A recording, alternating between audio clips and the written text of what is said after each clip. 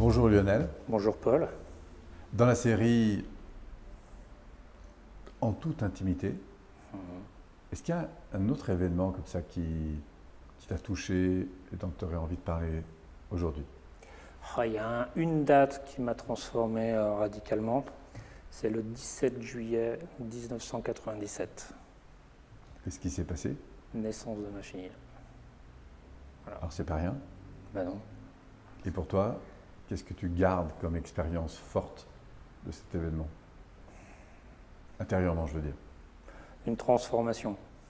Ce qui est une transformation, mais même physique, quoi. Ça a été, il y a un avant et un après. Et si tu avais à décrire cette transformation, en tout cas pour toi Lionel, Moi, elle a été visible, hein. C'est-à-dire qu'il faut savoir que le jour de la naissance de ma fille, j'ai les cheveux longs, des piercings, boucles d'oreilles, machin. Le lendemain, j'ai cheveux courts, tout enlevé et je suis devenu père. Voilà. alors ça c'est intéressant parce que ça veut dire que tu as tout d'un coup pris conscience d'une identité nouvelle, Ouais. celle d'être père. Et quand tu repenses à ce qui s'est passé justement quand tu es devenu père, qu'est-ce que tu sens que ça a changé par rapport à tes valeurs, par rapport à tes croyances, par rapport à ton rapport au monde en fait?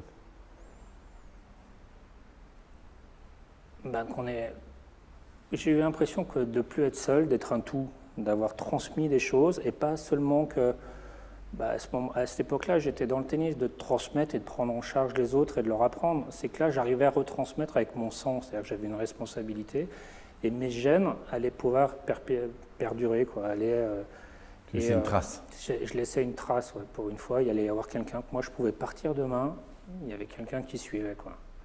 C'était assez particulier comme truc. C'est comme si d'un seul coup, tout le délire de ma vie à ce moment-là devenait équilibré, quoi. Ça ne veut pas forcément dire que j'ai changé du jour au lendemain. J'ai commencé par le physique. Mais Et justement, après avoir coupé les cheveux, retiré quelques piercings, etc., quelle a été la marche suivante toi, dans ton changement intérieur?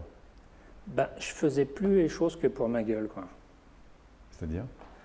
C'est-à-dire que je faisais les choses avec la responsabilité de quelqu'un d'autre. C'était un peu plus grand que moi, quoi. Ou simplement d'être un coach ou un formateur pour... Voilà, j'étais autre les chose. sportifs. Mon identité, faut savoir, jusqu'à maintenant, elle était par étage. J'ai été joueur, après j'ai été entraîneur, voilà. Mais là, j'étais plus que ça. J'étais toujours entraîneur, mais d'un seul coup, je devenais aussi père. J'avais une deuxième identité, quoi. Et il va falloir que j'apprenne à gérer ça, quoi.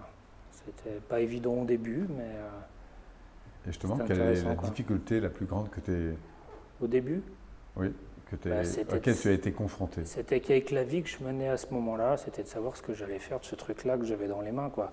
J'avais jamais eu autant de choses, ou quelqu'un ou quelque chose d'aussi fragile dans les mains qui dépendait de moi, quoi. Tu vois, c'était assez fort. Voilà. Est-ce que tu te souviens d'un choix, par exemple, que tu as fait important? Ouais. Par rapport à Savannah, c'est que je lui ai laissé d'entrée à sa naissance le choix des deux noms de ses parents, pour qu'à 18 ans, elle puisse faire un choix. Ça, pour Je toi, lui ai c'était rien important. imposé. C'était pas Savannah Calderini, c'était Savannah Calderini Dalla Costa. Et elle aurait pu choisir après, d'entrée. En À quoi la c'était- naissance, elle avait le choix de pouvoir faire un choix un jour, quoi. en quoi c'était vraiment important pour toi qu'elle puisse faire ce choix?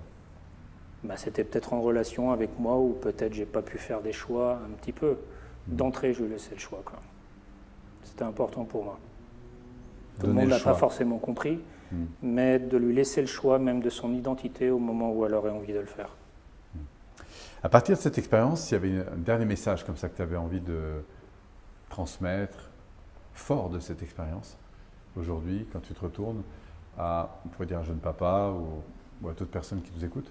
Je crois que on est heureux à ce moment-là, c'est génial, on prend des responsabilités, mais je crois que à ce moment-là, on veut faire le mieux pour ce petit être, quoi, mais il ne nous appartient pas, ce petit être. On est juste là pour l'accompagner à grandir.